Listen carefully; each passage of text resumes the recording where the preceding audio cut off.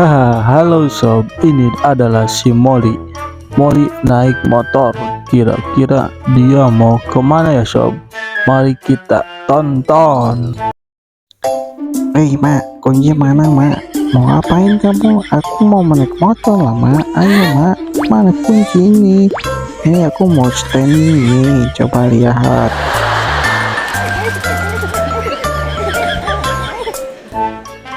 Sob, ini dia si Molly tadi naik motor. Sekarang dia mencoba mencuri kerupuk, guys. Kira-kira kerupuknya bakal dikasih tidak ya sama si bosnya? Mari kita tonton. Hai bos, bagi aku, bagi dong. Mau bagi? Pelit amat lu. Bagi bos. Bos, kok pelit kamu? Bos, aku mau. Bos, ayo dong. Kan dapat.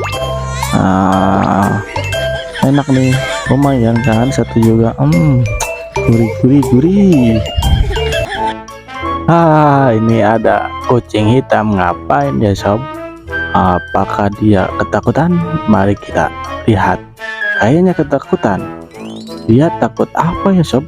Jadi penasaran.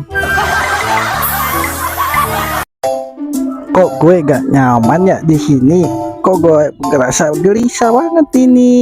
Wah, mending gue pergi aja deh. Jangan di sini deh. Gue pergi, gue pindah aja deh, pindah. Kak kabur.